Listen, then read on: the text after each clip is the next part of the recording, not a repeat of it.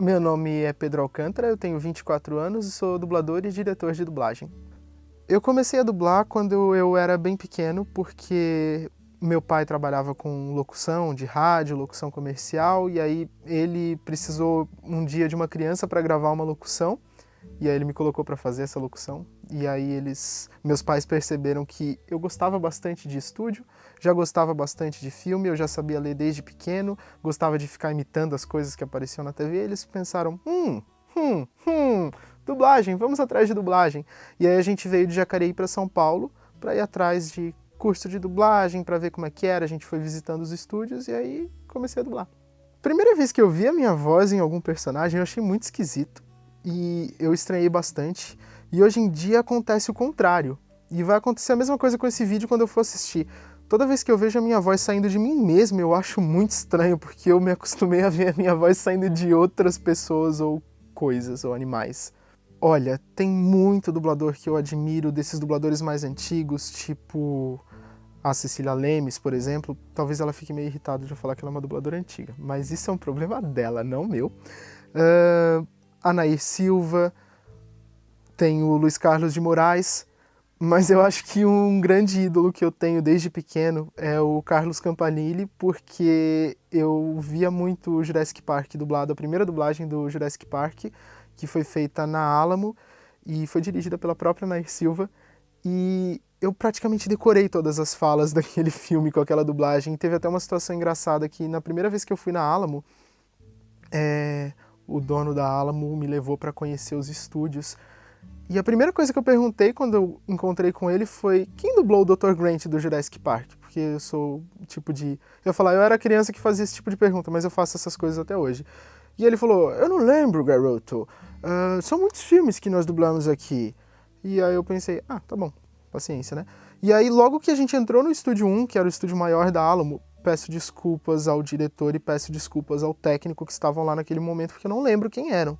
Eu só lembro que o Carlos Campanile estava lá dublando. Eu falei, olha só, o Dr. Grant. E foi um momento muito legal para mim. Entre personagens bem marcantes que eu posso citar, tem o Pablo dos Backyardigans. Eu acho que é uma coisa bem marcante porque faz muito sucesso até hoje. O pessoal reprisa até hoje e eu tive muito contato com os fãs desde que eu era pequeno. Eu dublei quando eu era pequeno, então eu estava quase ainda na idade do público-alvo de Backyardigans, porque eu era criança. Tinha pai de criança que me mandava mensagem falando o quanto eu era importante, não sei o quê. E era um desenho muito legal, muito divertido, ainda é, porque continua passando. E brinca muito com a criatividade das crianças, então me marcou positivamente, justamente porque marcou positivamente um monte de criança. E é um negócio muito legal. A minha voz mudou um pouquinho desde quando eu dublei o Pablo, mas eu acho que eu ainda consigo falar com a voz um pouquinho mais leve, Oi, eu sou o Pablo!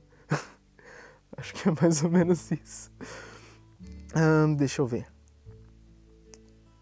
Outro personagem que me marcou bastante, e é uma coisa um pouco mais recente, tem uns 4 anos, eu acho, foi o Tyler, que foi o Ranger Vermelho dos Power Rangers Dino Charge, porque eu acho que hoje em dia todo mundo que tem 35 anos ou menos cresceu querendo ser um Power Ranger em algum momento, porque marcou todo mundo dessas gerações que vieram depois. E, bom, 35 anos ou menos, tenho 24, então eu gosto de Power Rangers. Eu queria ser um Ranger, e aí quando eu passei no teste para ser o Ranger Vermelho, eu fiquei, muito, muito empolgado.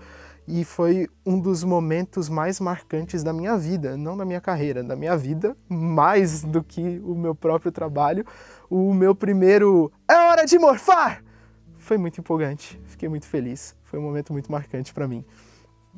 E outro personagem que eu gosto bastante, de coisa recente, é o Nate do Yokai Watch, que é um desenho que eu gosto justamente porque é maluco, é tipo um negócio muito pirado que não faz o menor sentido, e cada episódio é uma história mais louca que outra, e tipo, é muito louco, não tem como explicar o que é. É uma maluquice total, e o Nate, sempre que ele vai chamar um dos yokais, que são os bichinhos que ele usa para enfrentar outros yokais e tudo mais, ele usa o Yokai Watch, que é o reloginho que ele tem, e ele grita mais ou menos assim: "Venha, meu amigo! Chamando Jibanyan! Medalha Yokai, faça o seu trabalho!" Pra mim, A dublagem significa muitas coisas e, resumidamente, como a definição do que a gente faz no nosso trabalho, eu gosto de dizer que dublagem é passar a mensagem correta. Mas, numa resposta um pouco mais ampla do que isso, eu acho que a dublagem é criar uma ponte de acessibilidade, porque a dublagem é, acima de tudo, um recurso de acessibilidade, uma ponte de acessibilidade entre culturas diferentes. Então, muita gente tem uma ideia meio limitada e meio até preconceituosa de que a dublagem é uma coisa de gente burra, de gente que tem preguiça e tudo mais. E não, a dublagem, na verdade, é um jeito de valorizar o nosso idioma e trazer para o nosso mundo, para a nossa cultura, muitas outras culturas, para todo mundo, para gente de todas as idades, para criança que está aprendendo a ler, para adultos que são deficientes visuais, para idosos que não conseguem acompanhar a legenda e para quem quer assistir dublado. Quem não precisa, mas quer porque quer e porque pode assistir dublado. E é isso que a dublagem significa para mim.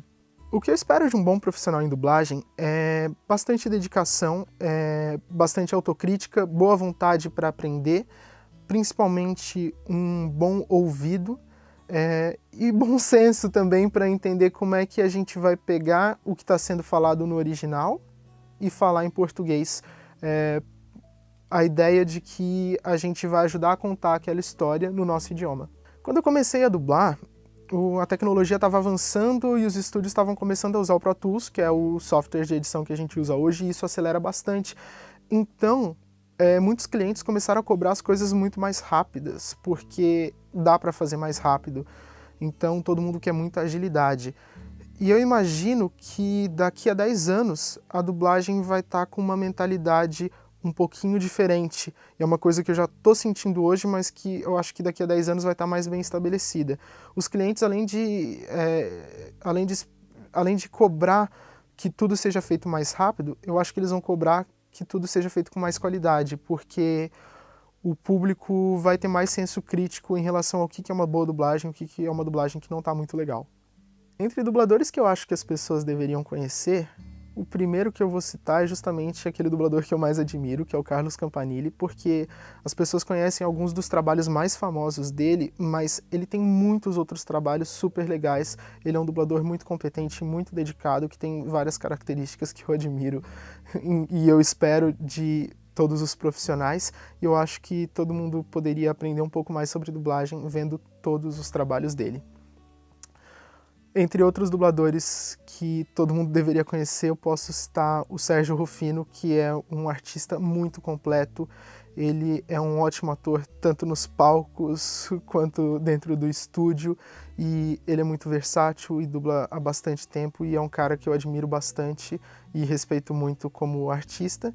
E agora uma dubladora que muita gente até já conhece, e quem não conhece precisa ir atrás do trabalho dela, porque é uma dubladora que começou a dublar há menos tempo, que é a Carol Valença, que eu admiro bastante, eu adoro o trabalho dela. Eu vou contar uma história muito rápida aqui, que tem um pouco a ver com aquela história de por que o Pablo é o meu personagem favorito de tudo que eu já fiz, e tá entre aqueles 3 lá que eu citei. Uma vez, é claro que quando a gente faz vários personagens, dependendo do cliente, a gente tem limitações, a gente não pode sair gravando mensagens, mas especificamente do Pablo não tinha nenhuma exigência dessas, então muita gente pedia para eu gravar mensagem, eu gravava mensagem de aniversário, não sei o quê. E teve uma criancinha que os pais pediram para eu gravar mensagem falando para ele escovar os dentes. E teve um que pediram para eu gravar mensagem falando para a criancinha usar o piniquinho e sair das fraldas. Que são coisas que parecem bobas se a gente só ouve uma vez assim, mas se você para pensar, são coisas muito importantes na vida de qualquer pessoa, porque é muito importante você sair das fraldas e escovar os dentes. E foi quando eu me dei conta, eu ainda era pequeno, foi quando eu me dei conta do poder que a gente... foi quando eu me dei conta do poder que a gente tem de comunicação com esse trabalho que a gente faz de botar a nossa voz em histórias que outras pessoas contaram. Então a gente tem um alcance muito legal e foi muito importante para mim entender que a gente tem esse poder de comunicação e que a gente tem que ter muita responsabilidade para usar esse poder direito. Uma coisa que tem a ver com a forma como as pessoas lidam com dublagem, principalmente no Brasil, é que a gente tem um certo preconceito em relação à dublagem, e eu tô falando a gente, todo mundo mesmo, porque vamos esquecer essa história de jogar a culpa nos outros e não assumir nenhuma responsabilidade. Mas a gente tem sempre um certo preconceito com a dublagem porque a gente pensa, isso não é pra mim, isso é pra outra pessoa. E se isso é pra outra pessoa, não só não importa pra mim, como não deveria existir. Isso é um pensamento meio absurdo. Então eu acho que a gente deveria parar com essa história de pensar que só porque uma coisa é pro outro, não quer dizer que não importa, e não quer dizer que aquilo não é bom pra gente também. E é isso que eu tenho pra dizer sobre dublagem, é isso que eu tenho pra dizer sobre a vida como um todo.